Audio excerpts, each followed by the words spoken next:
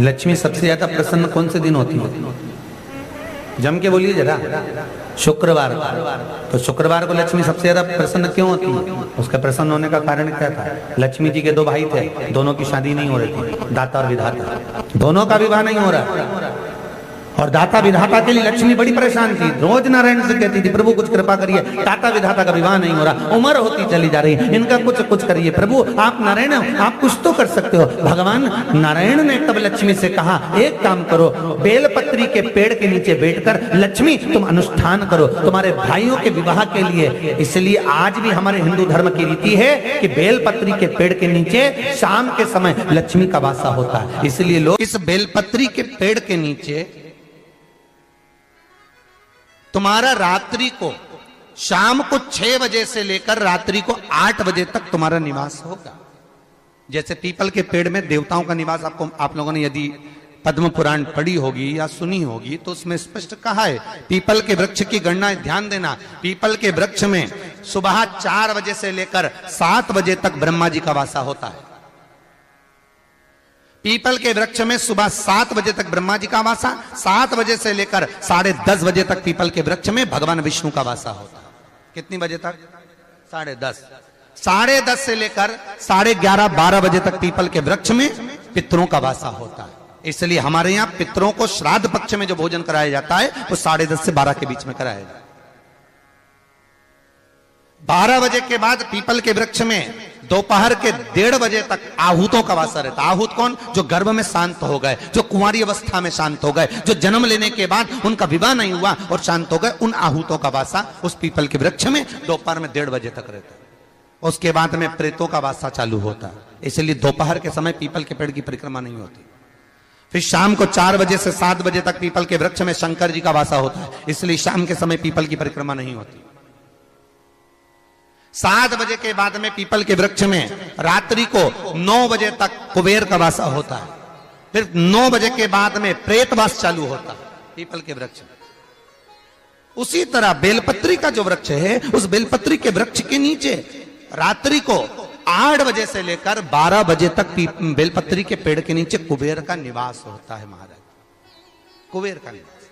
प्रयास करा करो इसी बेलपत्री के पेड़ के नीचे हम दीप लगाएं, घी का दीप।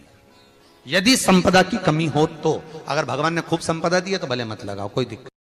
महामृत्युंजय मंत्र का यदि आप जाप करते हो और आपको मालूम पड़ गया कि शरीर में मुझे ये रोग हो गया है, मुझे शुगर हो गया है, मुझे बीपी हो गया है, मेरा ब्लड प्रेशर ऊंचा नीचा रह रहा है, कोई भयंकर रोग, मेरे रिश्तेदार को कोई कैंसर जैसा रोग हो गया, किसी को कोई थायराइड हो गया, किसी को कोई किडनी और लीवर में सूजन हो गई, किसी को कहीं किडनी और लीवर में तकलीफ हो गई, तो शिव महापुराण की कथा कहती है, नवग्रह शिव महापुराण की कथा कहती है कि बेलपत्री के वृक्ष के नीचे महामृत्युंजय मंत्र का जाप जो शुक्रवार की शुक्रवार घी का दिया लगा कर करता है, उसके रोग बाबा देवाधिदेव महादेव समाप्त करते चले जाते हैं। ये संजीवनी मंत्र शुक्रवार के दिन भगवान शंकर को शुक्र को दिया था, इसलिए उसकी प्रधानता है।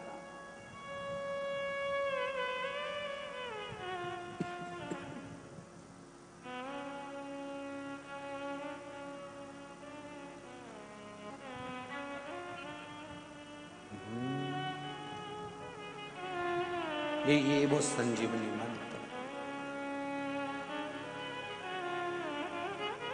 शुक्रवार के दिन बेलपत्री के वृक्ष के नीचे बैठकर घृत का दिया लगाकर शरीर में जो रोग है उसका स्मरण कर कर शंकर जी से विनय कर कर, हे भोलेनाथ, आपने शुक्र देवता को संजीवनी मंत्र दिया है, तो क्या आप मेरे को वो मंत्र प्रदान नहीं करोगे? मेरे रोग, मेरी बीमारी, मेरे दुख को आप नहीं हरोगे?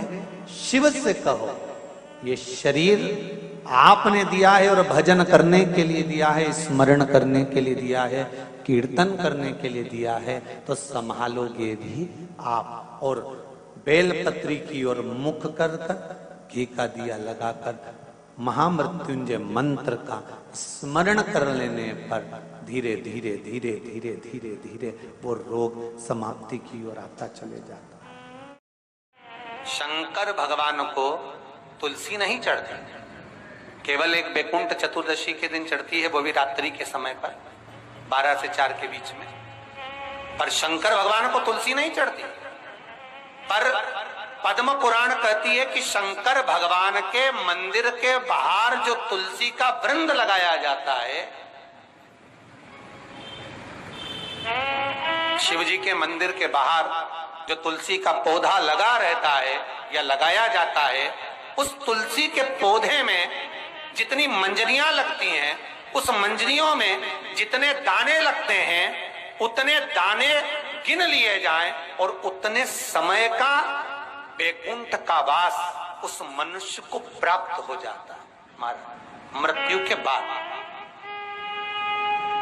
कितना विचित्र बात है, शंकर को तुलसी नहीं चढ़ती, पर शंकर के दरवाजे के बाहर शिव के द्वार पर जो तुलसी का पौधा लगा है, किसी ने लगाया है, किसी ने रोपित करा है, उस पौधे में जितनी मंजरियां लगी हैं, उस मंजरियों में जितने दाने लगे हैं, उस दाने जितने हैं उसको काउंट करा जाए, उसके बराबर उतने ही 1000 वर्षों तक उस जीवात्मा को बैकुंठ का वास मिलता है। क्यों? उसकी कथा भी यहां पर वर्णन है। जब भगवान विष्णु सामने शंकर के बैठे थे और भगवान शिव ने जब सत्यनारायण नाम रख दिया था, तब भगवान विष्णु शिव से कहते हैं नारायण, भगवान शंकर से कहते हैं भोलेनाथ, त्रिकालदर्शी, कैलाशी, अविनाशी, हे शिव।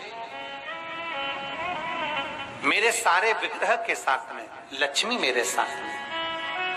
बहुत ध्यान देना महाराज, मैं अगर नारायण रूप में हूं तो लक्ष्मी मेरे साथ में, मैं राम रूप में हूं तो सीता मेरे साथ में, मैं कृष्ण रूप में हूं तो राधा मेरे साथ में, मैं रंगनाथ रूप में हूं तो गोदा मेरे साथ में लक्ष्मी सदा विराजमान है। पर आज आपने मेरा जो सत्यनारायण नाम रखा है, मैं अपना संग किसको ले? तब भगवान शिव ने कहा, आप जब बाहर निकले जो रोपित मिले बस वही आपको समर्पित हो। तुलसी का पौधा रोपित था, उस तुलसी के दल को भगवान नारायण ने अपना संग बनाया।